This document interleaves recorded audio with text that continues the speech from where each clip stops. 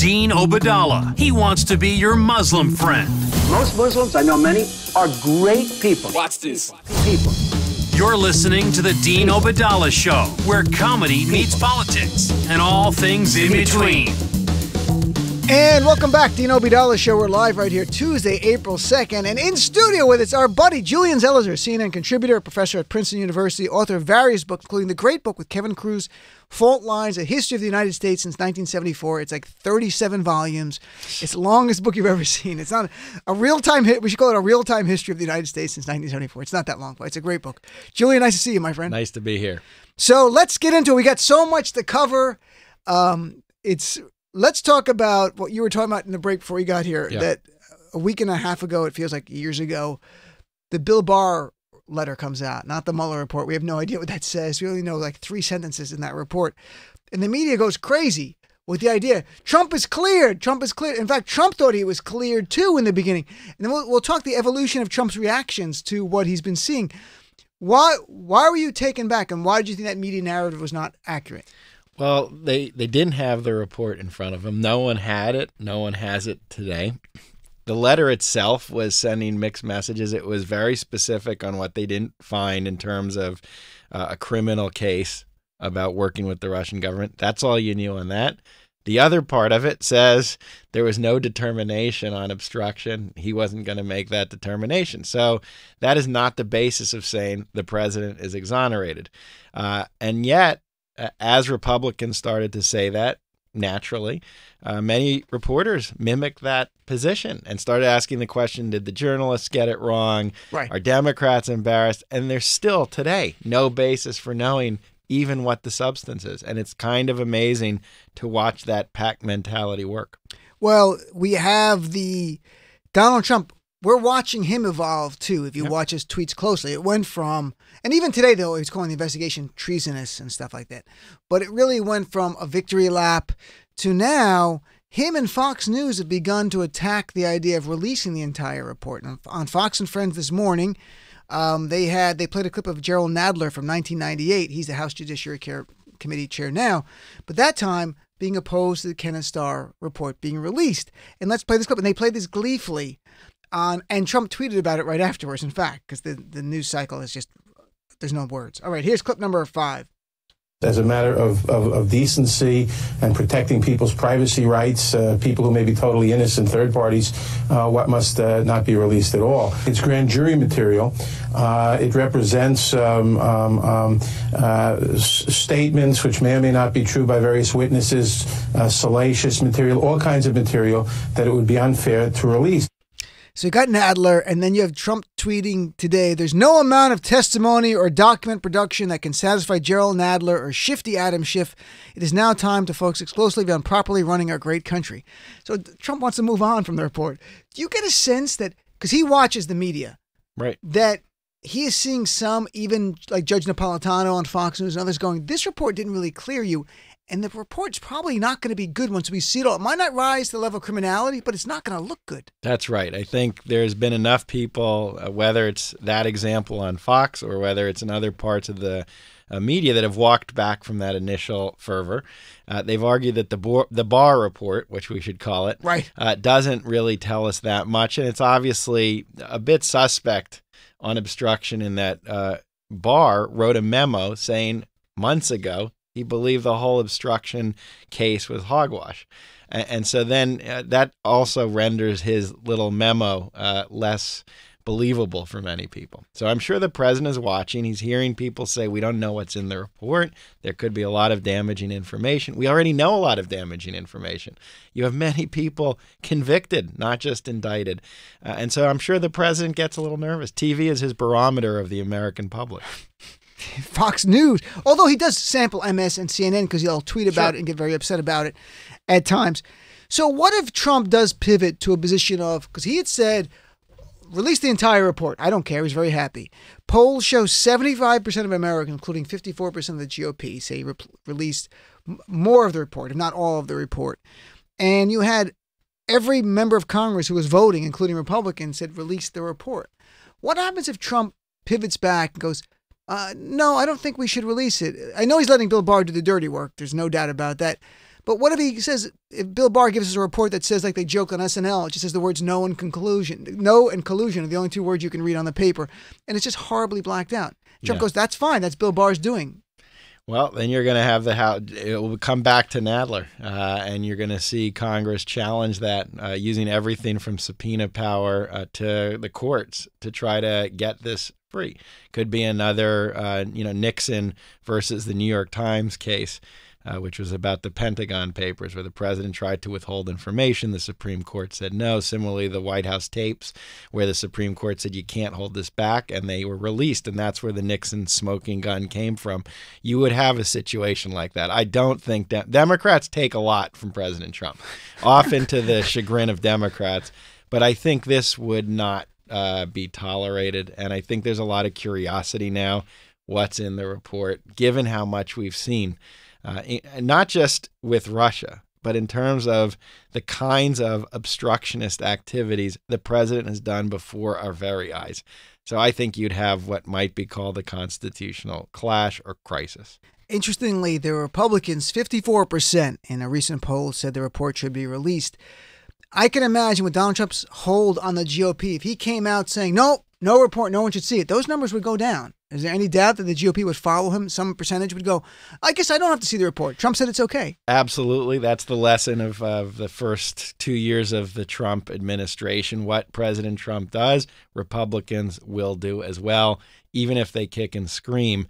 But again, I think there's some Republicans who probably want it, hoping this will do what the president said, meaning vindicate the president, because that would be empowering to them. It would be a powerful issue in 220. It would fit the fake news, fake investigation narrative. So, but Republicans follow him. I mean, the power of partisanship, we've talked about this before, is immense, and it overwhelms everything else. This is insane, though. I mean, if he came out tomorrow and said, ISIS is our friend now, Republicans are like, oh, they're our friend now. They're okay. There'd be a lot of Republicans joining.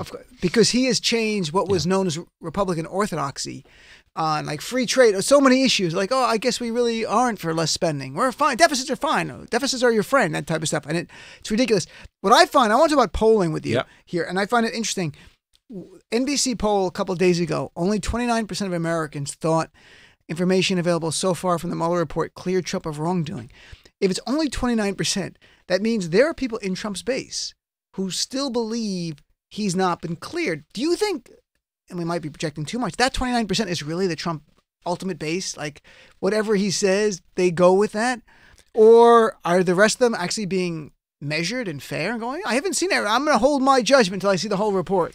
It could be. My guess is there's some parts of his base that think he's shady but still support him. And so they're happy to hear him go after the border and go after people trying to cross the border. Yet they don't totally trust him, but that's Trump being Trump. I mean, that's probably the line in their head. So some of the base might be bigger.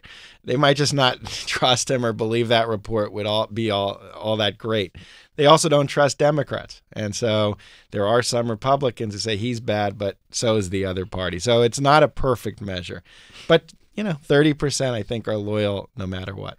And it reminds me of George W. Bush at his lowest point in 2006, 2007. Remember, it was like 28, 30%. That seems to be the GOP core base no matter what. They're going to be supporting a Republican president. He can do anything he wants. And so what about the fact that the day the Barr letter came out, Donald Trump had a 41.9% approval rating in the 538 averages. Mm-hmm. And it's fluctuated slightly since then. And today, just before you came here, I checked it. It just moved again. He was at 41.9% a week and a half ago. He is at exactly 41.9% right now. Like it went up to 42 for like a few hours today. Now a new poll came out. I'm not even kidding. He's exactly the same approval rating. It has not moved his numbers at all. I imagine he didn't think this was good. I imagine he expected to see a real bump. What does it say that it's done nothing to his approval ratings? Yeah, I mean, look, part of it you could say, let's move Trump out of the equation, and that's where we are today. That's about the percentage of the population that will be loyally Republican no matter what. It's not going to grow. You're not going to convince others to join, and that's what you count on, and that's the Trump principle. Those are my best bet to win re-election. That's who I'm trying to placate. I won't be more popular, but at least this is the base.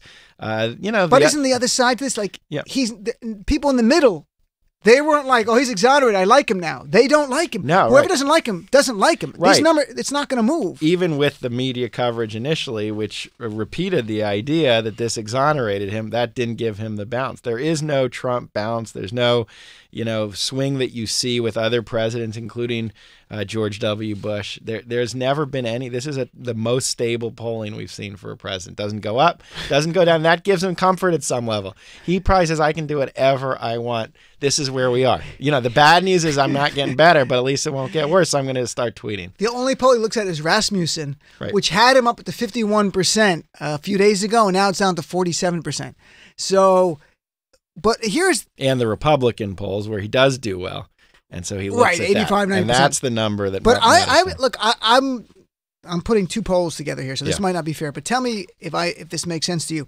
If he's at 41.9% right now, and that's where he's stuck at, and only 29% think he's exonerated, if more evidence comes out that it looks like obstruction of justice, people cannot believe he's not charged, potentially that number, 41.9%, could come down. There's a gap here of 29% that's going to be with him no matter what, and there's 41.9%. And he has fallen, like after Charlottesville and other times, below 40%. Yeah. Just a couple of points. I think there's a chance because, again, the Barr letter was very, very lawyer-like, and I'm a lawyer, and what he cited from Mueller was he cited the most wordsmith lawyer words where Mueller said, I did not find coordination between Russian government officials and Trump campaign officials. Right off the bat, that means Roger Stone talking to WikiLeaks is not part of that study. We all know from Michael Cohen, and it's not been disputed, Michael Cohen said Roger Stone was on the phone with Trump in front of him and said they're about to dump WikiLeaks. I'm in touch with them. They're about to dump stuff to help your campaign. So you've got a lot of stuff that might be in that report that looks awful. I wonder if his 41% could go down and get closer to this kind of in between 29% and 41%. It seems to me there's something in there that Trump could still lose more. That's what Democrats are hoping for, but I'm not so sure. I think... Don't ruin this. I don't mean to ruin it for you, but I'm not convinced you'd have that kind of drop. And he's obviously going to turn his attention to the Democrats now as he's starting to run for re-election. And his hope is that even if there's a drop like that in the polling, it will come up pretty quickly when he makes the case, look what the alternative to me is. And it's what the alternative that he's going to rest his whole campaign on. Does Donald Trump running on the media was so bad to me and Mueller, not him because now he's a good guy, Mueller, but the Democrats and this investigation was all a witch hunt, that moves his base, but does that move the average person beyond his base who's like, what are you going to do for my health care? What are you going to do for my wages that are not growing or even collapsing? We're hurting from tariffs, let's say, which farmers are in Iowa and Nebraska. Who does that move other than his base? It doesn't move anyone, and it hasn't moved anyone, because that is the argument. He has not gotten more popular, so the argument it works, quote unquote, which you often see, isn't true. Right, he's unpopular. Exactly. The question is the argument that Democrats are extremist. That's where a lot of Republicans are going to bank on, and that's where you get into policy debates. They're socialists, they're far to the left, and that's the argument they're hoping sways some moderates or independents. What I like, and tell me if this is true based on history, you're a professor. Yep. Donald Trump's, his self-masturbatory press, his rallies, which go on, they're like a horrific one-man show. You laugh, you cry, and I can't even watch. At the beginning, I used to watch them because I thought I had to talk about them. I just ignored them now. But what I watch is what comes out of the media, and there's no one message. He might call Democrats socialists 10 times in that. But that's not the theme. It's everything. Him doing voices and impressions. He should do a costume change and put wigs on. It's that over the top now. Yeah. The fact that he can't stay on any kind of message, doesn't he need the media? I mean, Fox News will say socialism all the time, but the mainstream, the other part of the media, does he not step on his own message the way he's doing these 1.5 hour rallies now? Well, I mean, it's bled into the discussions of the Democratic primaries. It's been framed now as which way is the party going to go?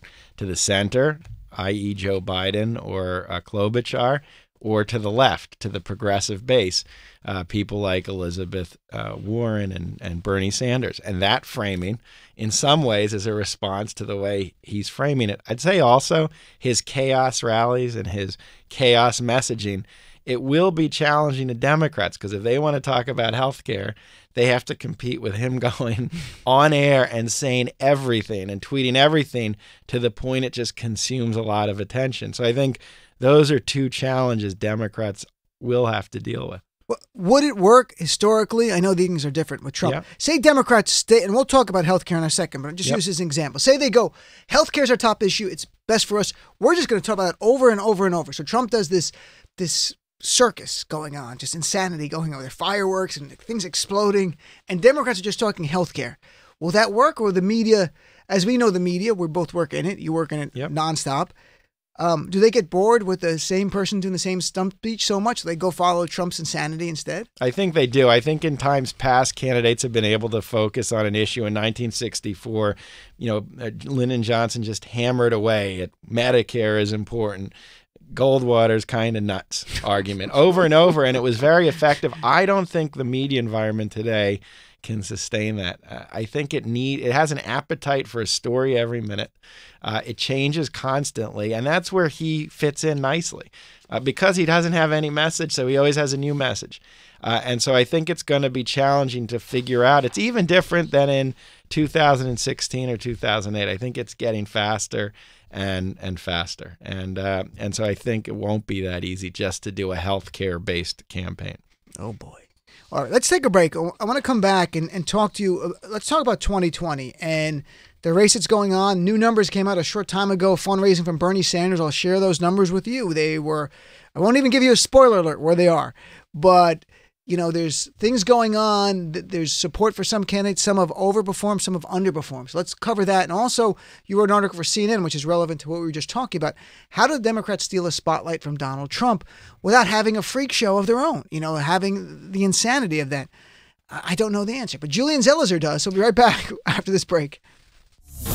You're listening to the Dean Obeidallah Show, where we crush Trump's lies every single day. On SiriusXM Progress 127.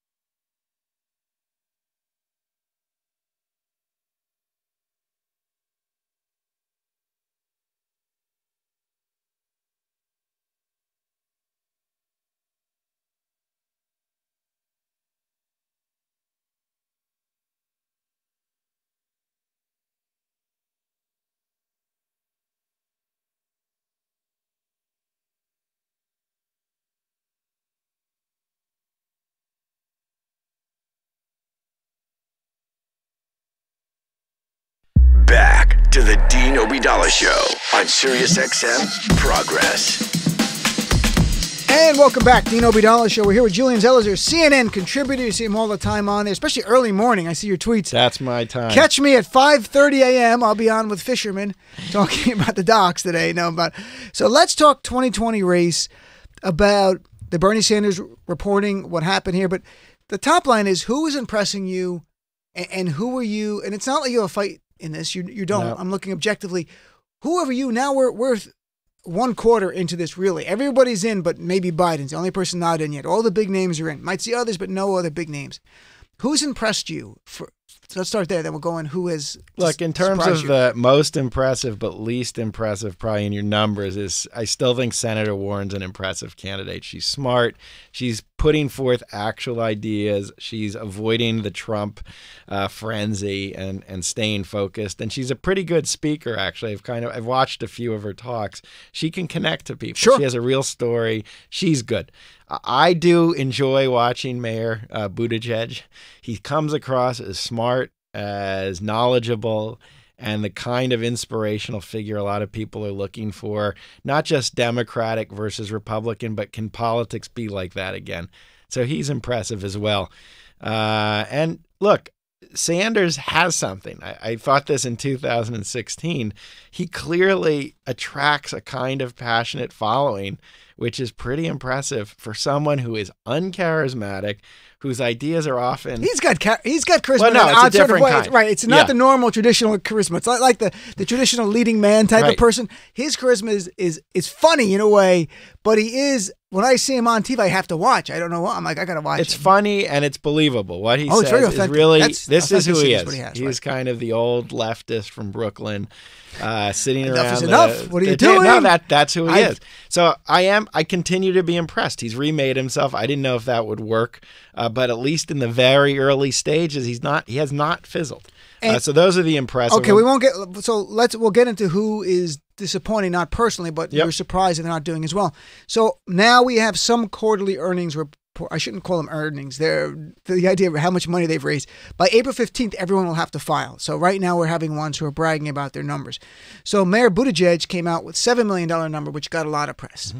Senator Kamala Harris came out with $12 million, which is very good. I'm adding her to my impressed list, by the way. I do think she's a very formidable candidate. Bernie Sanders, a few hours ago, came out $18 million in the first quarter. So eclipsing all the other Democrats now by a big number. I have to be honest with you. I supported Bernie in the primary in 2016. I became a Hillary surrogate. I didn't think Bernie was going to get the traction this time because there's so many other candidates embracing what he stood for. He's still polling solidly in the 20s, neck and neck with Biden in most places, about 10 points above most of the other candidates.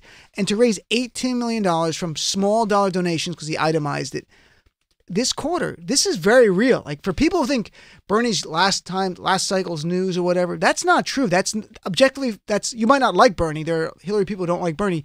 That's your choice. But I'm saying to think he's going to go away and it's not his time is just wrong. I think he's going to be in there. Oh, I agree. And look, he's doing similar numbers to Biden, who hasn't started running yet. But the argument with Biden is he's the most electable. And so his numbers are just as strong right now. And Biden's a known commodity. So these polls are not irrelevant about what they think. So I think it's pretty clear he is going to be deep into the primary season.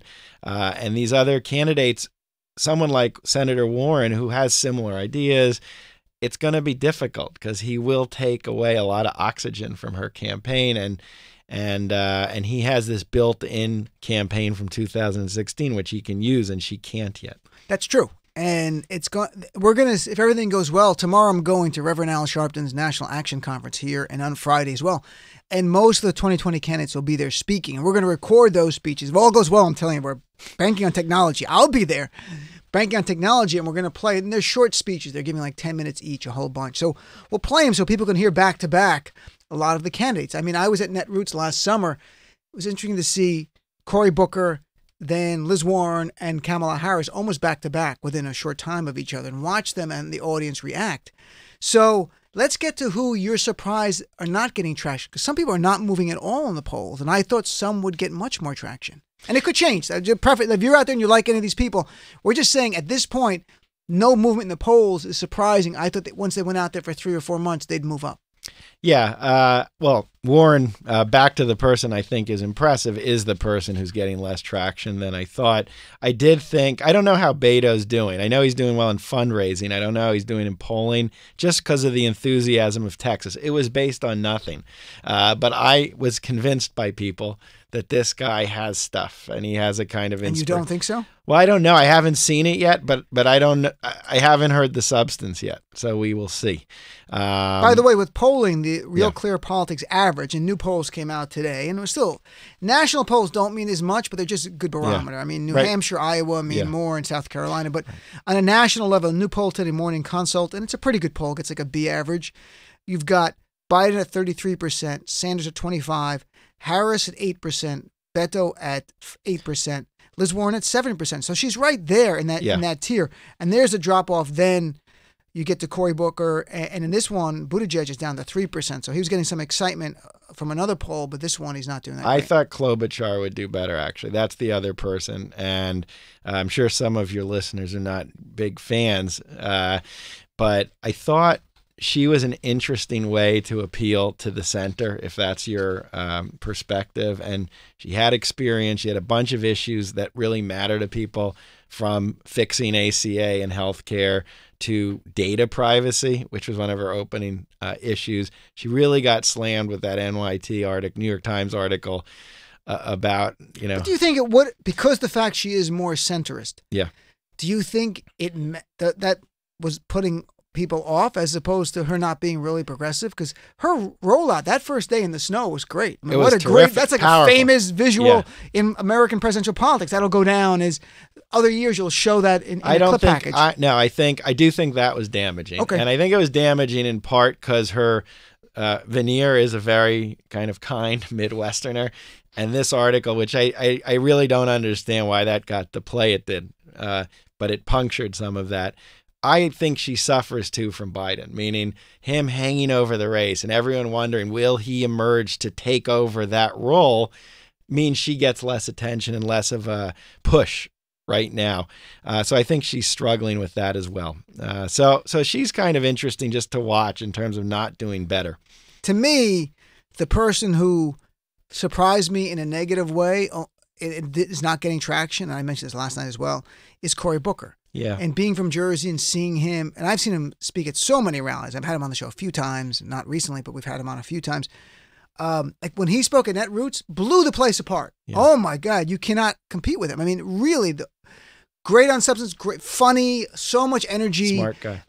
And knows the issues inside and out. And I can't believe he's not getting the traction. And I had Rick Unger on yesterday, and he brought up the same reason I did. Even Reverend Al Sharpton said it to me. This idea, his campaign is run on sort of love.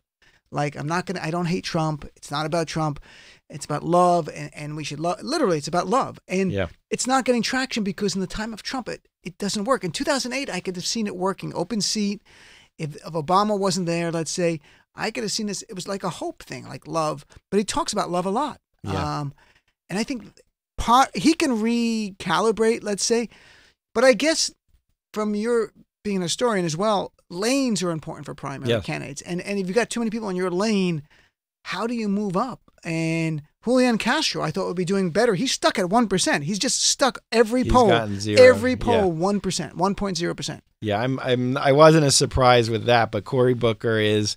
It's a bit puzzling why he's not doing better. I don't know if it's a lane. I don't know who else has his lane right now. The love lane or the good feeling. The era of good feelings can happen again lane. But maybe Buttigieg. It might be. You take him out, you have 3 more points to Cory, and all of a sudden Cory's at 7 or 8, and he's right there in that second tier. But look, there's time for him to rebound. Good organization in Iowa in the early primaries could totally change this. That's the lesson of 2016. But it is the most important event that's really upcoming for all the Democrats, the end of June, 25th, 26th, when we're having the first Democratic debates. And then they just announced a new one today, folks, end of July in Detroit. They're going to do 2 nights there. So we know the first 2 debates where they are How important is that first debate, would you say? Very, very important. Like This really, is- really, almost as important as Iowa for some of them? I think it is, because I think that's going to start to shape perceptions of Iowa. Look, Iowa's still about organizing. It's about caucusing, and I don't know who has the best ground game there. That's going to be very important, the Obama style of kind of ignoring the media craziness and focusing on getting people to caucus. But these TV primaries that now go viral everywhere are going to be important in trying to understand how different candidates are presenting themselves. And that's an opportunity for someone like Booker, who's low, to all of a sudden emerge as more formidable, because he's pretty formidable in terms of his political experience, his knowledge. So it's not like the mayor is more of an unknown where people say, I don't know. He should be not in that position. And I haven't heard anyone articulate the reasons they don't like Booker as being the same some progressives in Jersey had issues like Big Pharma, like really tied to big pharmaceutical companies, and very Wall Streety type of thing. If I was hearing that, I could go, okay, no, I thought that would be. I get it. I'm not. People are just not talking about him. That's what's remarkable. It's like he's not even there. Right. Better to be hated than not talked about. That's what they say. Like Trump. So let's talk about the person who's not in the race, who's getting a lot of press lately, and that's Joe Biden. And we heard a second woman came forward yesterday. She even said it was not sexual. He rubbed noses with her. I get that. I understand that. Is this, if more women come forward say he rubbed their noses, does that end Joe Biden? Or is it a sense that people have concerns about his age and he's out of step, and this just sort of confirms that? I think in itself, these kinds of stories wouldn't end a candidacy for him because they are not harassment, at least what we know at this point. But they do play into a concern a lot of Democrats have, that not only is he from another era, but he was part of an era that didn't take these seriously. So it's connecting that to his performance in Anita Hill. Right. And then you add to that his response to this, the first case this weekend, was that he didn't intentionally do anything. And it was almost the Democrats who say, why are we going with this? After Me Too, after everything that's happened since then, maybe this is indicative of how he is not like older and out of step, but actually not in touch with real issues that a lot of Democrats care about gender and race. That could be harmful. It could also dissuade him from running. And that's what I was going to ask you. What happens? Yeah. He sees negative coverage now. Right. He goes, oh, my gosh, 100 women are going to come out and say, I hugged them because I did. I rubbed their shoulders because I did. That's what I do. I'm Joe Biden. People know that. Yeah. And closest is Bernie, 21%, meaning almost 30% of the electorate is just instantly freed up of the Democratic electorate. And the number one issue for Democrats is who can beat Donald Trump. If you look at the field, if that's the metric, who do you think gets the beneficiary of this? I don't know. You would think the Cory Bookers, the Klobuchars, the O'Rourkes, they're the ones who get it because they are all similarly centrist at some level compared to the others. But I don't think it's clear at this point. That frees up. It might not be that he's a centrist. It might be the perception he's most electable. And so then voters are going to scramble to say, well, who fits that bill? And it might lead some people to be a little nervous about the unknowns, meaning if he steps out and you discover all this about Biden, people will say, well, what am I going to learn about Buttigieg or someone who's not? And it might help some of the more established people. We know everything pretty much about Warren right now, for example. You do. I wonder, though, I think if the number one, there was a political poll, and I keep citing this one. I'm waiting for a new one. 56% of Democratic voters said their number one priority is voting for someone who can beat Trump. And about 30% said number one is they agree with me on the issues. I don't care if they can beat Trump. Yeah. The pragmatism is so strong. We know the stakes with Trump. I wonder if Biden's out, does it go to a white man, because the default of some Democrats is they might not like the idea, but they go, I think that's just the best chance because they went with Biden. They might not have agreed with Biden. They go, maybe a white guy, America's more likely. And they're not being racist about it. They're trying to be pragmatic about it. And on some level, it's the soft bigotry of low expectations of other, like, why can't Kamala Harris trash Trump? She's a former prosecutor. What a great contrast. But I wonder if that then results in it going to Beto Yeah. more than Bernie. In my view, Yeah. I think it goes to Beto. Right. I think Beto probably would get it for that reason. I think it's really flawed logic. I mean, no one knows what electable is. And so even the idea that Biden is more electable is very easy to pick apart. And also the idea that a candidate who can mobilize that Obama coalition, younger people, women voters, who will be as important as this small handful of Wisconsin voters Democrats are dying to get back, the perfect electable mix. And so it's flawed logic. And Right. I think that's kind of a laziness if Democrats go there, and it might not bring them what they want. To me, it's less laziness and more fear. Yeah, Because it's Trump fear. is such a threat. So you go to what's the safest thing? Yeah. And I'm not, folks, I'm But not we don't advocating know. this. I'm just saying, Yeah. I'm trying to think about what you have, because the biggest supporter of Democrats are African Americans. African American women, by far, like 92, 93% support Democrats.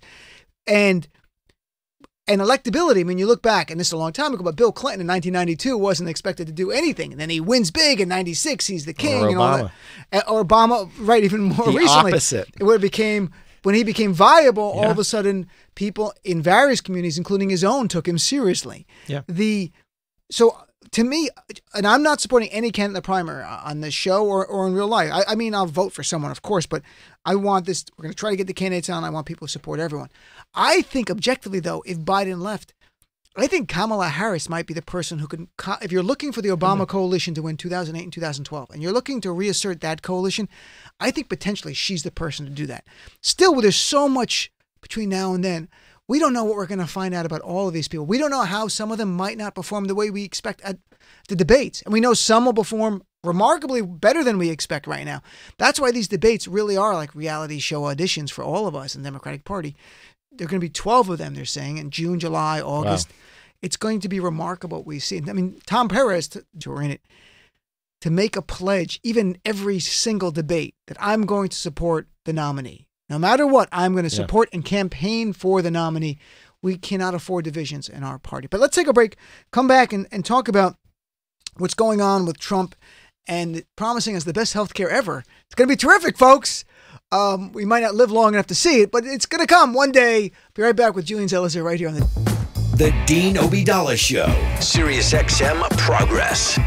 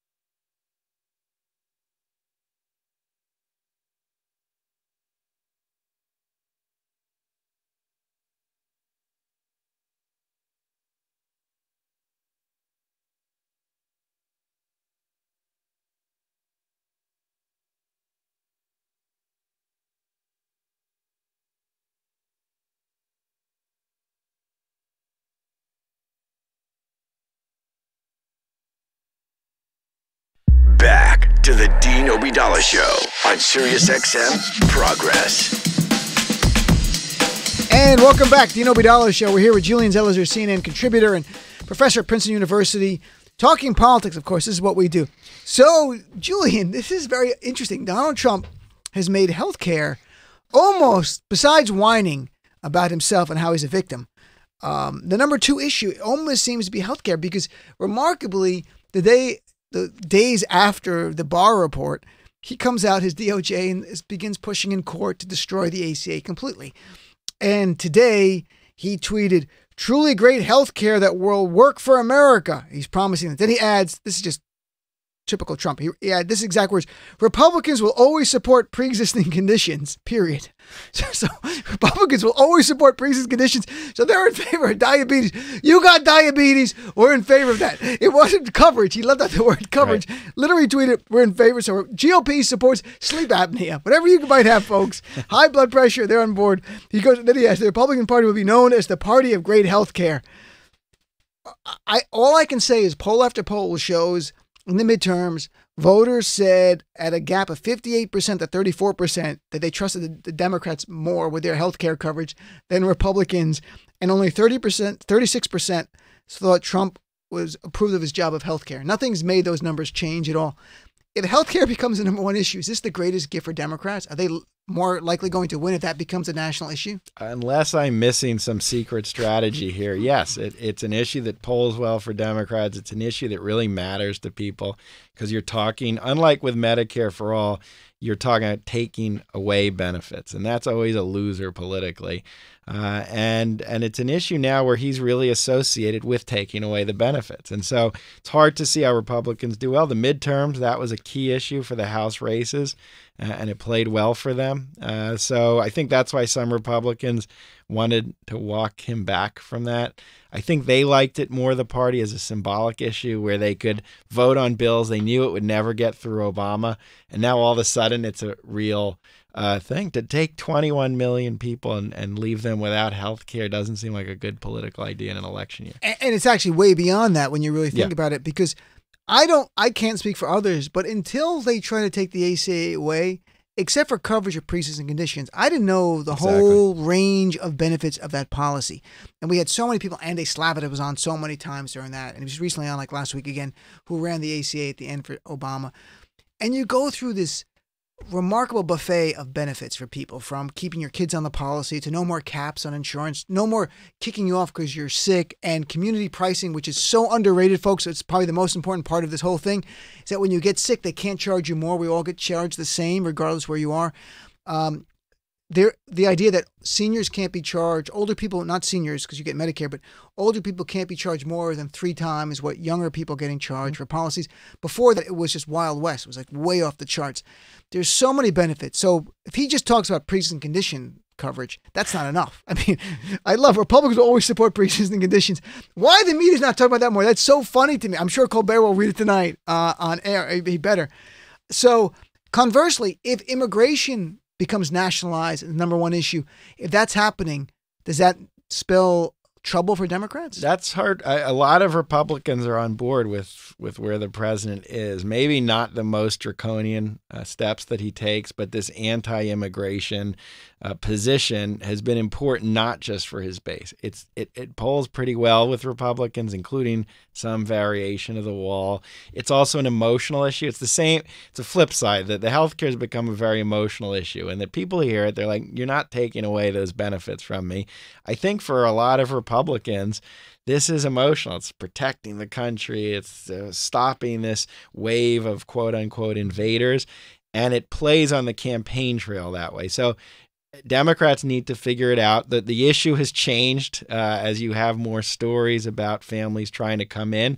So it's made it more complex for Democrats. It's not that Trump was right, but it's a different kind of issue to deal with. And so I think they need to handle that well. They do need, it's like president and the Republicans have no health care alternative. So their alternative is you won't have anything at this point. That's their alternative. Or go back to the old days where you could be... Well, you can't even go back to the old days. So realistically, you just go back to a total chaotic mess. I do think there might be some pressure on Democrats to say, okay, you're not for what he's in favor of, but what are you for? And some Democrats have talked about different kind of border security and more agents and changing facilities to deal with families rather than individual men. But I think they have to clarify that he has the wall, easy to understand in a soundbite, and they need to do that as well. I do think they need to be prepared. It's going, and you wrote an article for CNN about how Democrats conceal the spotlight from Trump, and what is your? We got a couple minutes. What's your takeaway? What do they do? Most important, they can't react to him, and they can't. What do you mean can't react to Trump? Well, they can't react to everything he says every day the same way the media does. I think they need to be the agenda setters. That's part of the task of a great campaign. They have to put the issues on the table, and part of that is not listening to him, avoiding the noise that comes from the Oval Office. Challenge 1. 2, they do benefit from an issue-based campaign. So even if he's going low and even if he's kind of bringing out all the dirt, they benefit from focusing on climate change, healthcare, hammering away at that, even with the noise. Those issues pull well. They're with the majority. The president is not. And finally, the intangible is who's the candidate they need inspiration. I'm not a believer electability is enough to beat him. You do need someone who people go to watch, they turn on, and they just believe in that person. And they're going to need to think about that in the primary. That's what mobilizes voters. And what's interesting, and you can speak this about history, candidates right now who might be second or third tier and like, well, that person's not a big star, so to speak, politically. All of a sudden they move up in the polls and they get the nomination. They're having rallies and 20,000 people are there. And all of a sudden they become a rock star. I mean, I've seen it. We saw it with Barack Obama. We saw it with Bernie Sanders. Bernie Sanders, and then he's out there in 2016. There's 20,000 people showing up in LA, and everyone's like, what's going on? Like, look how charismatic he is. He's the same person, but people see something in him or her. Jimmy Carter was like that in 76. He was a no one. No one knew who he was. He was not listed on a single list of people who might win Iowa. And people were attracted to what he was about in the post-Watergate age, and they just liked him. And so this happens. Reagan had some of that as well. And so the polls can change dramatically. The establishment, the electable can go down. And so I think we have to remember that in the next, and watch the rally. Seriously, watch how people are at rallies. It's an indication of the enthusiasm. Right. If they're having fun, if they're excited, and it says something, because if you want a candidate who can inspire you to go out and knock on doors, make phone calls, give money, whatever it might be, as opposed to this is the person we're supposed to support, this is the person who's going to beat Trump, and you see the enthusiasm gap hurt us. So let's take a break, come right back. Dean Obadala Show on Sirius XM Progress 127.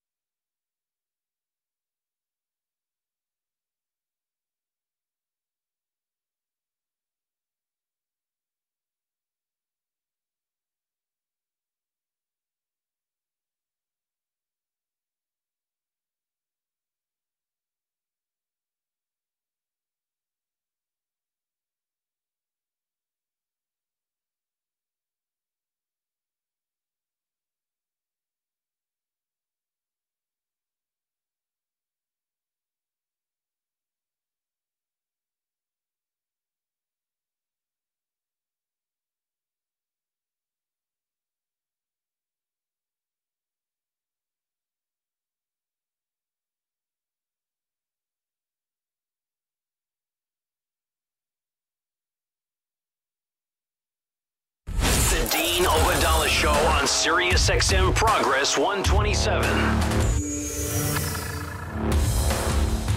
Welcome back, Dean Obadala Show. We're here with our friend Julian Zelizer. So, Julian, it's going to be the biggest days coming up. We only have a minute, but the biggest days coming up are going to be June for the primaries. What about quarterly earnings? What is the invisible primary they call it? How much does it really matter? It matters, not just how much you earn, but from who do you earn it from. So it's interesting to see who's getting a lot of small donations and what that tells us about this grassroots support that we're talking about. But money matters. Look, the haul that you get allows you to advertise and mobilize. Right. So, all right, my friend Julian, and people check out his articles on CNN.com. On Twitter, he tweets these great threads now. People really like to retweet. Where are you on Twitter? At Julian Zelizer. It's almost as hard to spell as Obadala. Enjoy. But if you follow me at Dean Obadala, you can see I tweeted tagging Julian earlier. But check out his threads on Twitter, which if you don't go to Twitter a lot, it's just sort of like he's writing an article in a way by tweets, and you can read the whole thing there on issues of the day. You don't need CNN to approve them, but he pumps out articles like every hour on CNN. So check him out on CNN. Julian, thanks very much for coming in, my friend. I appreciate it. Thanks for having me. And after Julian's gone, now we hear from MSNBC, we just at CNN, Danny Savalas for Law and Disorder. Every Tuesday, third hour, we do a look at legal stuff that intersects politics. Be back with Danny Savalas right after this.